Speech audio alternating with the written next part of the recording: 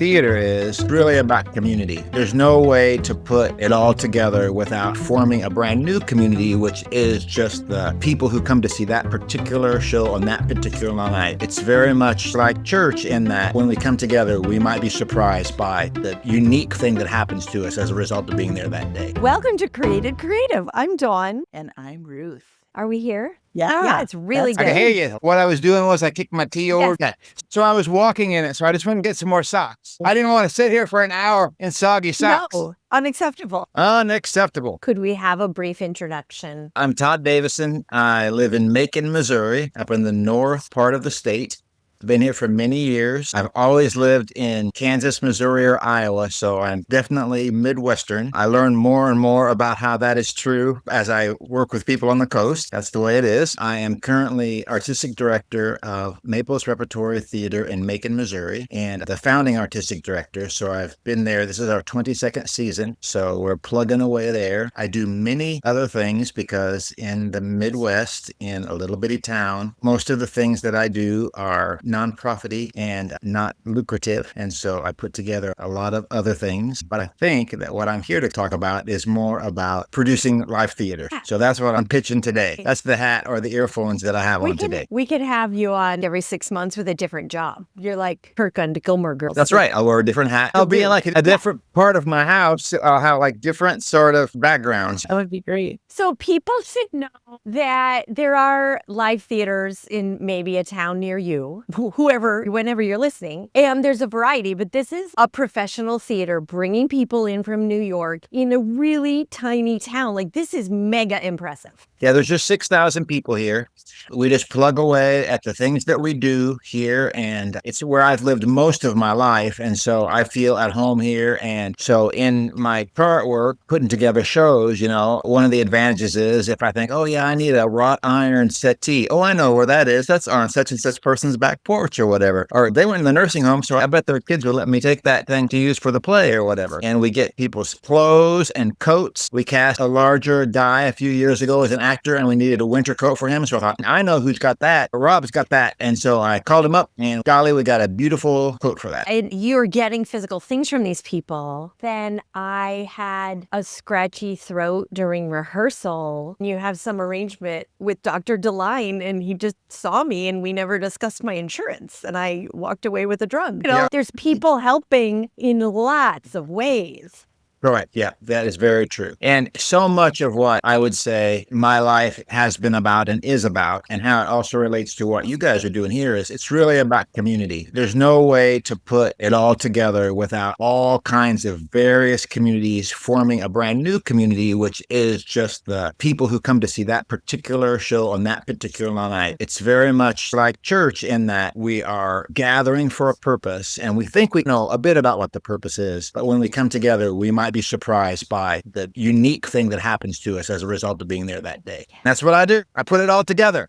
Thank you. So you have a robust church background. In what ways is that sort of peppering into the theater world, and in which ways is the theater experience peppering into when you're running church events? Yeah, I would say that's very true. So the way church affects the theater is I really think about all these individual people with their individual stories, hopes and dreams coming together. And I'm trying to facilitate a place where they can share with one another authentically. And in the moment of this theater contract, that they will be able to work together in a way that couldn't work together in another time. I'm trying to put together people in a time and space like we would for a retreat or something. And then from the way theater affects the church experience is it's just all those things about making sure that the visual lines up, or boy, this would be better if we had a dancer, or if we had a banner, or if a big old piece of cloth could go across while that scripture was read. It would really drive it home for people. I did a big youth event once where we were doing about the walls of Jericho coming down, and we actually took this great big auditorium and we put these curtains, and we divided all the space up so people came into the place and you could not see the people in the next section over and so we tried to say, you're separated here, but now let's let the walls come down, and then the trumpet player, and then we take the wall down, and then we say, let's play the trumpet again, and we're going to pull this wall down, so that we had a real visual idea about what it's like to be compartmentalized and what it's like to be opened up. So that was a great, in theory, of course. Oh, we can all see, oh, what a wonderful idea it is. But we had to try to explain that to people, to this trumpet player that we hired, who really wasn't a church person, to put this trumpet flourish. And then I had made these things that were supposed to tear away, but they weren't tearing as easy as they wanted to. So some poor little kids trying to yank on the can, no, you gotta rip it. It doesn't work if you don't rip it down. The execution, it's all levels, from preparation to execution. You have to be on point. You would get along well with the people I do my Lutheran events with. It's the same kind of like, what's the biggest way to make a visual representation of this idea? Yeah, we have in our denomination, we have this auditorium. It's, of course, at our headquarters. It's this great big room with a dome, and you look all the way up, and there's this dome place that you look up into, and you can put color on it and stuff like that. But I said, what if we tried to throw stuff out of that? Has anybody ever like thrown streamers out of that or whatever to the crowd? To do that. So we yanked all these beach balls up there, and we put them all up, which try to utilize the space in a new way, to try to make a memorable experience for someone. And that's very much what we do. That's what I do all the time, really. Yeah. You're in people, humans have this need to gather, and we do it less and less. People sometimes aren't even going to the grocery store and they're getting things delivered, all that, etc. But you are creating tons of opportunities to gather, like church and theater, and you own the cinema, people having shared experiences. Like sports is the only other place people would gather into large crowds to have a shared experience. So that's like wherever you go in town where people are gathering, there you are, get better. And even like, isn't sports the marching band competition, all of a sudden you're the announcer? Yeah, it's true that we've always known deep down that we need to gather together in community. And we just lose that so much. And even the people who say, oh, in the context of theater or in the context of the movies, I'll just stay home and watch blah, blah, blah. Even that's not really true. They really still want people to come over and watch with them. It's the same sort of thing. We just need to make people understand how valuable it is. And in a group of actors or a group of company members in the theater, they're all so important to one another. And we're making this one-time community. And then when the audience is invited in, that's a one-time community. It's just exactly what happens on Sunday morning. Or the reason why like retreats, like in a church context, are important, and a multi-day event like that is because you see this community form, and then it has these other experiences together. Then on Sunday morning, oftentimes we have these one-time, and obviously if you have a congregation faithful, they come all the time, that's where that commonality and that shared community happens. But it's never the same. Every time you come together, it's different. And so I wish people would embrace that more so that they see just how unique and special it is to be able to see this show or to see this church thing. Right. From the sports world, I had a board member who used to, when we were doing fundraising things, people say, oh, somebody, when I went out to talk to them about money, they said they didn't like Chicago, or they didn't like the best little whorehouse in Texas. They didn't think you should be doing something like that. And so my board member said, I like to go and watch the MU basketball game at Columbia. I want to see the MU Tigers play basketball. And I love going to those games. And sometimes they lose. And so I don't like that as much as I like the time when they won. But I still go back because I know that if I go there, mostly I'm going to have a good time. And so that is the same story that we're trying to tell people in theater, or that we're trying to tell people in church. Yeah, sometimes it's going to be better than others. Sometimes it might be a complete flop. Things might happen. Or it won't be as good. But you just got to go, show up with the community, because it's going to be pretty fun. How did it start? How does one start this 23 years ago? Well, let me tell you that my perception about a lot of regional theaters similar to ours start by frustrated actors who have gone and tried to audition, and they just know that they're better than the roles they're getting. And so they get together and they're saying, I'm going to make this theater. And one of the things I tell to people when I'm trying to convince them to come out here to the hinterlands to produce theater is that I don't consider myself an actor. I take roles sometimes because sometimes it's harder to pay for a 50 or 60-year-old man. That's an expensive actor to hire. So sometimes I pick roles, and I do enjoy that somewhat. But I didn't start this company because I wanted to play Harold Hill and Tevye on Captain Von Trapp. That wasn't the purpose at all.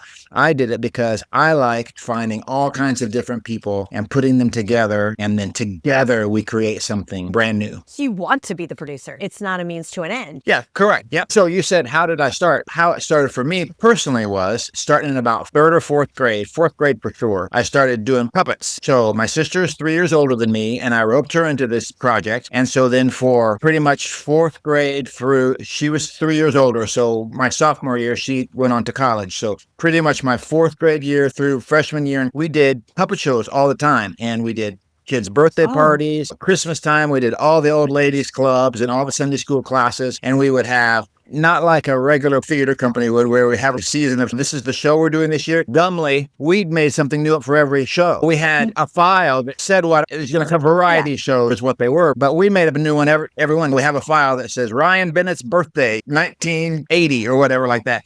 And for lack of a better point of reference, it was like the Muppet Show, really, only this was before the Muppet Show was on TV, but we did it first. Yeah. I think maybe some of those people Oh, saw yeah. us or whatever. They I'm got sure. the idea. But that's the way it was. There were like set pieces of production numbers and then little inter things that tied it together and little running gags and then just camp songs and show tunes and all like that. And then we would create the puppets and the backdrops and the curtains and all that. And so that's what I did. And so I got to do it all. I was the producer. You know, if I wanted a Halloween backdrop, then I would get the muslin out and I would paint a backdrop. If it only has to be 3 feet by 6 feet, then that's pretty easy to do. And then my mom did almost all of the sewing. We didn't really have hot glue in those days. We just had tacky glue and sewing machine. Mostly we would say, we need a monster with an orange nose and purple hair. And so we'd go to the fabric store and we would take it home and we'd say, this is what we need. These are the eyes and all that. And she would sew it. And so we'd have all these elaborate puppets. And so that was my really introduction to the theater, was through the puppet field. And we designed stages and stuff like that. And then when my sister left, I did a few things myself. Then I created a new stage just for myself that I could put in a car and break down and stuff. And I did some Bible schools and retreats and things like that by myself, but not so much really. When she left me, then that was into that. Although I still do puppet stuff that works into shows all the time, you know, this would be great. This character could just be a puppet. So we still do that. But that's how I got into it. I realized that I was a producer later after I realized that's what I had been doing all my life, really.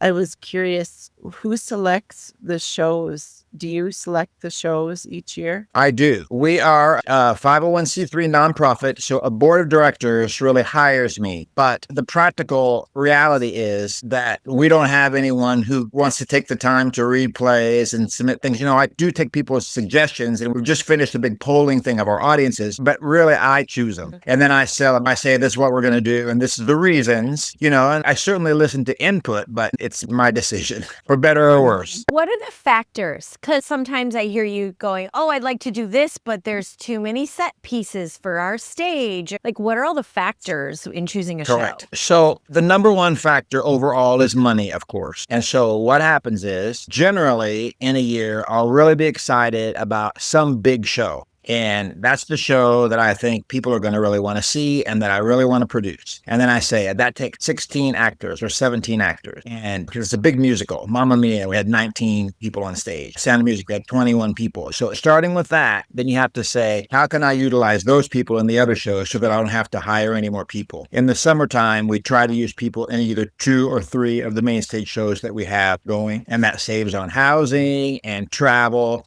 and all that. So first of all, I usually start with one and pare down from that. But as far as starting with that one, I've gotten smarter too. Oftentimes we do a season with this really great set piece that we want to do. The worst year was our 10th anniversary year. Our 10th season, we did Chicago, A Flea in Her Ear, and South Pacific, all in the summertime. All are great big shows. So Chicago is a smaller set show, but it's got these dancers. So those people are specific, very specific type of performer. And then A Flea in Her Ear is a famous French play, but it has 3 different settings. It's an old show that had 2 intermissions. Well, I didn't want to do 2 intermissions, so we designed a way to do it without and all that. But it was great big sets. And then South Pacific, of course, is a great big show with a lot of people and goes to a lot of places and has a completely different look than these interior sets of Flea in Her Ear or Chicago. So I just about killed the scene shop that year and the costume shop, and it didn't make any money. Everybody loved the shows, but it just went in the hole, great guns. So then the next year, I have to choose smaller shows. And then, oh gosh, this is very successful. So successful, the next year we want to do Mamma Mia, and that's the most expensive show in the world. So it wildly fluctuates. But so it's based on what the show is and then how many people it takes and how much scenery and stuff it's going to take to make it really happen. Because people have this idea, you want to do Oklahoma, so you just go down to the Oklahoma store and you buy Oklahoma, and it comes with 7 pairs of matching dancing outfits and something for Aunt Eller, and the Dream Ballet is all in a box. And then it comes with a fence and a backdrop. Although there are rental places in the world, that's not what we do. We start from scratch and we hire a scenic designer, a costume designer, and they set out a sketch pad and say, this is what I want to try to do. And then we're going to build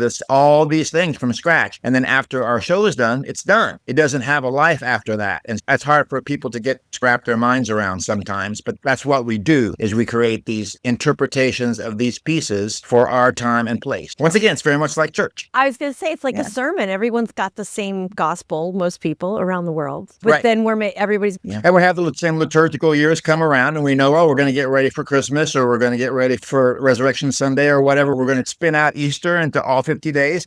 And we all have an idea about it, but every year it's different. Yeah. And so that's what we do. And so every year, do you do one of the Church Basement Ladies shows? So for the last 15 years, about 15 years ago, we discovered the Church Basement Ladies franchise, which for those of you who don't, the other day, I was saying, somebody said, what show you do? Oh, Church Basement Ladies too. And I realized they have no idea, no context. Right. So this is a series of shows that is about a rural Minnesotan Lutheran congregation and the ladies in the basement who take care of the congregation. And time goes on and there's conflicts above the church and below in the basement, and they comment on that. And also things are happening in the world. So they're musicals and they're real fun. And so they're a stock group of characters, and then they're in different time periods and different situations. And there are 7 of these shows. And so when we started it 15 years ago, we didn't know really what we had. We just heard it was good. And so then the next year, season was already planned. So we didn't do it the next year. And then the next time we did it, we did 2 of them in one season because we thought that would be fun to try. We did the second in the series and the Christmas show just a few weeks apart. And then what was the actual answer to your question, Ruth, is that we're on a system where about every other year we do one. And that's how it's been most of the last 15 years. So we just finished doing number 2 because at our 20th season,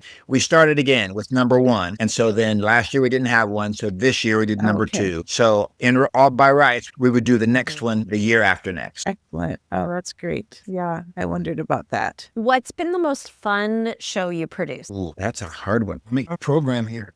That's the way you find out your history. Yes, because it has the whole history listed. So in general, the shows that are most enjoyable are the shows that we can really put our own imprint on. Certain shows, people just want to see a certain thing. And so a couple of things that I would say is when we did Pirates of Penzance several years ago, which was in the public domain, and I also love Gilbert and Sullivan, but we could just do it anywhere. We could set it anywhere, anytime. And so we got to really mold that. I produced Joseph and the Amazing Technicolor Dreamcoat twice in our 22 years, and I directed it both times. Totally different. I love that show because you get to put your imprint on it. I've done it 6 times now in my life. But every time you get to decide what you want to do, and I feel the same way when I did Godspell. I have my own last 12 minutes of Godspell. Don't tell Stephen Schwartz. If he comes on here, don't tell him.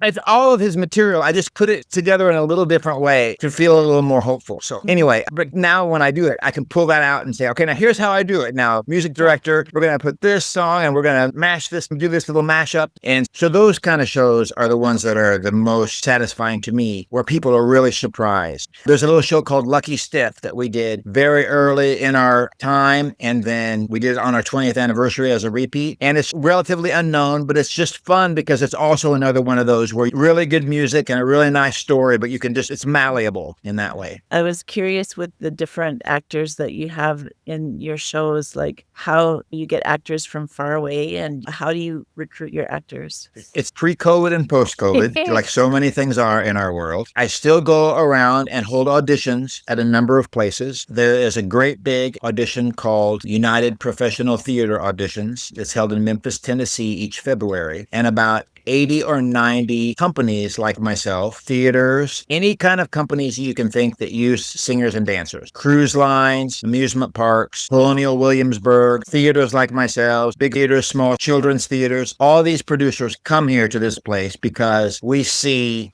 about 800 actors over 4 days. And so it's a win-win for both people. It's a good bang for everyone's buck that way. We get to see them and they get 90 seconds to show us what they have. And so I see a lot of people there. I also go to colleges that I have some relationship with because I know faculty people or whatever. I'll go there and see their students. Sometimes I'll talk to their students about the world and then see them. And so that's a good way. We have auditions at our theater where sometimes people drive in. We're about 2.5 hours from Kansas City or St. Louis, about equidistant. So we have people drive in from there or from other places around or colleges around to our actual theater. And so before COVID, we mostly all saw people in person. And just before around 2019, 2020, people started submitting more with video. And then during COVID, we all learned how to live on the Zoom and on the video. And so now it would be possible to cast everything. Oh, wow. It would be possible to cast everything by video at this point. And so people just get all the time unsolicited videos from people because they just want me to know who they are or they saw what my season was and so they want to come and part of that. But the problem with that is that the only way to do that is to see the video, which is a whole different skill than being in the room. The sound is not always the best and you can't always tell. You have to decide whether people want to do like a TV show like this or whether you want to really see what their bodies, and then you can't really see their face. So it's not the perfect situation. And if it's all remote, then we just have callbacks by Zoom, because what I've learned is that in this either individual or big cattle call auditions, you see the people and you try to find people that strike you as that they would have the skills to do the things we want. They're about the right age. They're about the right look. They can sing about what we think in general. And then the callback for me is really just like a job interview, because I want to find out the person. Sometimes we have them sing. I rarely have people read parts or read something with me in the room. I just talk with them and say, hey, we're in the middle of the Midwest. Have you ever been to the Midwest before? Tell me about where you grew up and what shows you like to do. And I look at their resume and say, oh, I like this show. How was this? And just get them to talk about themselves, because really what I'm trying to do is find a community, and we've got to come together. In the summertime, we're together for 10 or 12 weeks. And so we need people who are going to be versatile, who I want to work with, who I'm going to trust, who seem like they're going to want to work with me. When I talk to them about being in the Midwest and people waving to them as they're walking down the street, if they feel like they're really cringing from that and that's not the right fit for us. So it's really a job interview and putting together personalities at that point for me. So in general, there's all that. And then oftentimes I will find the people that come from the company that I love and that I know and are talented and I have a relationship with. I'll just say, hey, I need someone to play this role, and so people recommend people to me all the time. The theater world and regional theater, well, at all levels of theater in the United States, is a very small world. So if I look at somebody's resume, I can just about find someone that I know connected to either that director or that school or that theater and call them up and say, hey, I had an audition from this person. Is there any reason why you'd think that they wouldn't be a good fit for me? Is usually what I say, because that gets people clear off the, you think they'll be a good fit for Maples because they could say yes or no based on that it's rural or that we're a smaller theater or however. So a lot of recommendations. Every year I hire someone or two people that we think are ready to go. And then before the contract comes around, something else comes up for them. And I always tell people, if something comes up for you, just give me a call and let's talk about it. Because if it's something that you really want to do, or if it's a long-term contract, I'd rather you just come and tell me, hey, this is a great opportunity for me, and I don't think I can take your contract. And then I just say, all I want you to do is replace yourself for me, because you've been in the audition room with all the people who are your competition, or people who do things like what you do. So just give me the names of some folks who might replace you in this thing, and then we'll all be friends. And that's worked out for me very well. Many times has worked out very well. Great. So to what degree is reading people the primary skill of being a producer? It's very important. And I happen to be a person who really cares for people, and I want the best for them. And sometimes that means that being with us is not going to be the best for you. Right. So you really have to, I'm not a yeller or I'm not a screamer at people. And so I try to say, by the time they get to the contract, I expect them to be prepared and be professional, to do the thing, what I would do. I expect them to do it. And the most frustrating thing for me is when, for whatever reason, they won't or can't do that. I'd like to just ask a couple questions on a different vein. I'm curious, who are some of your favorite creators, Todd? So that is a great question. And I've had a lot of people in my industry that I've worked with that I really like, but just in the broad world of creating. One is Charles Schultz, the creator of Penance, who took very small ideas or very big ideas and made them small and acceptable to all kind of people. He addressed great topics with his little line drawings, which are lovely, and he created these characters. And all my life, I've loved them. And then Tom Everhart is an artist who, like, you can see there's a Snoopy behind me. It's an Everhart print. He was a friend of Charles Schultz before he passed and learned from him about how the characters work. And he's been licensed to recreate the characters in different media now, still continuing from the estate. And so Charles Schultz / Tom Everhart are like inspirations to me because they saw the world where they lived and were able to be malleable and changeable enough to speak to generation after generation with really important truths in ways that sneak up on people. They don't even realize the things that they're learning until they enjoy the thing. And then, later they figured out they learned it. So that's one. Then on this is my tiny little hymn thing, 2 hymn authors that I would say, Shirley Arena Murray, a New Zealand hymn writer is probably my very favorite writer because she's just excellent at distilling truths down to really beautiful little poetic lines that she's not a music writer, just a text writer. And then she's worked with a number of people to do that. So she is really great. She just passed away in 2020. And then one of her sort of proteges, although a little bit younger than her, Brian Wren, is an English hymn writer. Also just spot on hymn texts. And I love the way they can take words that we all know and put them together in ways that we can understand and just open our minds to a whole other thing. So that's who I would say. That's great. I'm wondering to what degree, and this may be with picking the shows, you are one of the big sources in that community of bringing some of those big ideas, like Charles Schultz distilled ideas into every comic strip in every newspaper in America. So he was getting these philosophical ideas into all these people's homes. And in your community, you are choosing plays and perhaps bringing challenging ideas into your town. Is that part of the draw or part of the responsibility, or what do we say? It is, but I just can't get tripped up on that. I can't say, I'm going to do this play because people really need to learn this idea. I think it almost comes into the back door or as a secondary thing. It might become primary in people's minds, but it's so far, it has never been the primary driver for what I do. Although I do try to choose plays that I think are going to be uplifting or thought-provoking and useful. I do certainly discount some ideas and hold up some other ideas more, but I wouldn't say that a primary agenda is to get these ideas out. But part of what we do is we tell these stories in an authentic way and then let people decide what it means for them. Today, we had a talk back after our matinee performance of The Glass Menagerie, and we had 160 high school students in the audience. Yeah. And one of the first questions that one of the kids said was, "What was this play about?" And everybody laughed. But then it's exactly the question that should have been asked. He thought he was making a joke. But then I said, "What do you think the play was about?" And then different people said, it's about regret or it's about expectations, which is exactly the conversation that I hoped and that we should have been having. But the way into it was somebody thought they were making a joke about it. And so that's the best way to get those important ideas across in my mind. People come to see The Sound of Music because they're like 7 little kids, but all of the Rodgers and Hammerstein shows have a message about how you should live your life and how you're going to respond to situations that come up in your life that are really important for our time and for all time. And so that's the best way to get those messages or those ideas across. And people may or may not know the stage version of Sound of Music is edgier than the movie that everyone's familiar with. Yeah. Correct.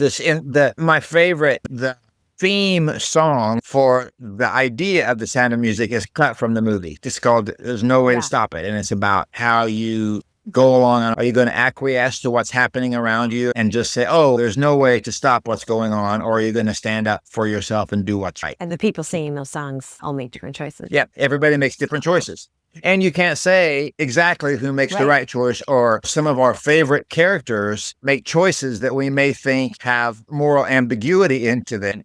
They have reasons, and we hope that as a theater that we have loved that character enough before they make that bad choice, we can listen through and see that we don't discount them, no canceling. I will say the stage version I like because Rolf doesn't get the family away in the stage. That's right. Correct. I'm not all that familiar with the movie, actually. I've seen it a few times, but the last time I saw it, he blows the whistle. He blows the whistle. It's like, what? No way. Right, and he tells them. In the play, he does no not one out do here, that. sir. It's a good moment. Yeah, I forgot about that. So as you think about A part of the podcast that we always offer is that Dawn will give coaching to our guests regarding if you have future projects you're thinking about or goals you're working on. Is that something you might like today? Oh, Dawn is hard for me because she cuts to the quick. I know what most of my problems are. You don't need me And I telling have you. an inkling about how to address them. But she says in 30 days, we're going to do this. So my main problem is that I do so many different things. And so it makes it hard for me to focus on any given time, for one. At the same time that I'm running the theater, I'm involved with my church, and I also run a cinema, and I also have an antique store, and my mother is needing a lot of care, and I have people that I care about in other ways. And so all that happens to me every day is just an avalanche of different responsibilities. So Don is going to tell me that I need to make a 30 or a 90-day plan for what I'm going to focus on.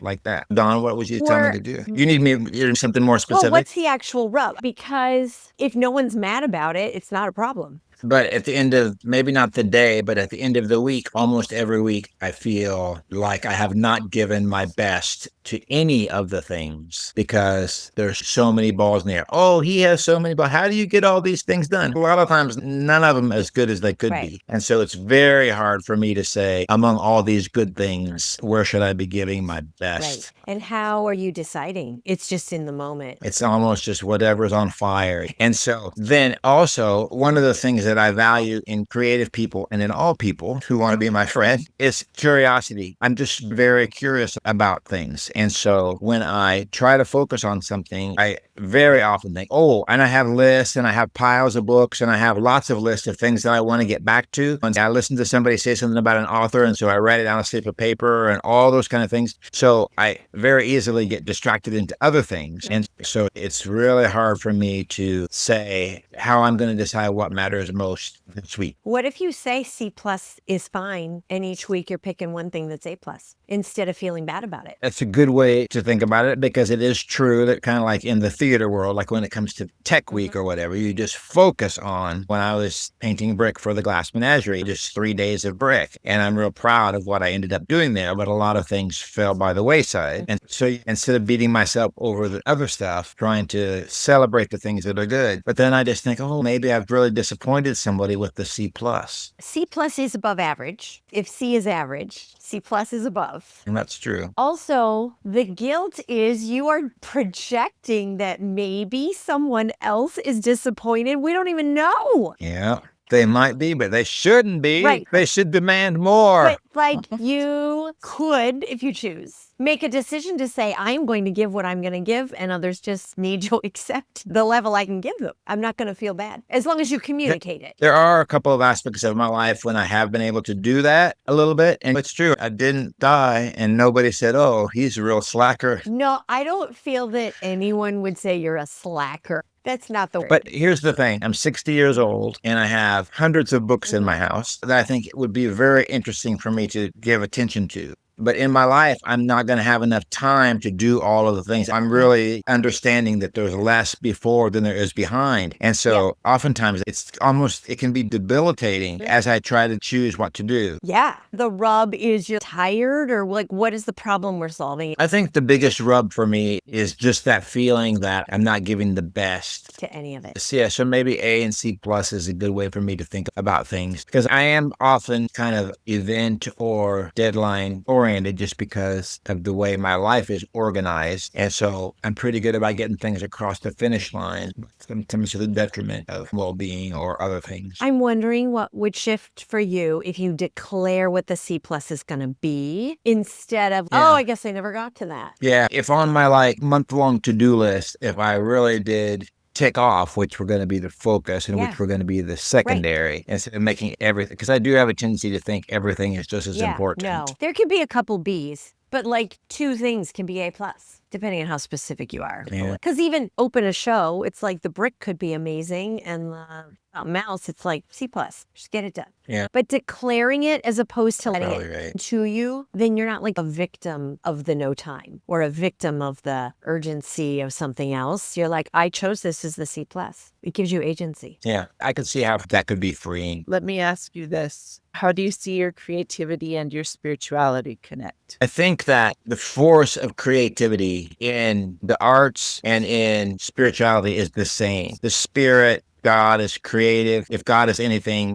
then God is creative. If the spirit infuses anything, or the universe, how people talk about all the things about the way things go, I think it's this very same thing. So when I feel closest to God or closest to spirit, it's the same thing that can happen in a theater with an audience. My favorite time in the process of theater is in the rehearsal room. I just love being in the place with creative people where we come prepared and we all bring something to it. And then somebody has to be the ringmaster and say, oh, let's go with this and not with this, or let's try this and not this. But to me, that's where the creation takes place. And I think the only way I can understand God or the spirit is that God's purpose is that we continually create ourselves. And we say we create ourselves in God's image, or that we're created in God's image. So anytime we are bringing the best of what we do, that is communing. And so it's very easy for me not to see any difference really between the things that we do in the rehearsal space or even visual arts. That is the same creative force that makes a beautiful sculpture or a painting that God exhibited to create the universe, or to spin out creative beings that would create. So it's exactly the same to me. And oftentimes you just learn how to speak to different publics in different ways. One of the things that I think I'm good at is reading the room about in church situations. I've been in a lot of kind of ecumenical situations, and you can see the way these people talk and the way these people talk, the way they use the language. And I'm pretty good at picking up on it and being able to communicate with people in that way. And actually, in political talk, it also is true. I really do understand the way people talk about issues. I think I can get at that because, once again, I'm so curious. And I think that's just the spirit. The spirit of creativity is just the Holy Spirit, no matter how you slice it. You're just recognizing it in different ways. So it's easy for me to be connected. Oh, so good. Thank you. Thank you so much. I don't know. I feel like you're so wise, and I could do another hour with you. I know, that's me too. Feel like I wish a little more time. Thank you for joining us for Created Creative. Don't forget to follow us on social media if you haven't already. And if you enjoy this episode, share it with a friend. If you're interested in our upcoming Discern by Doing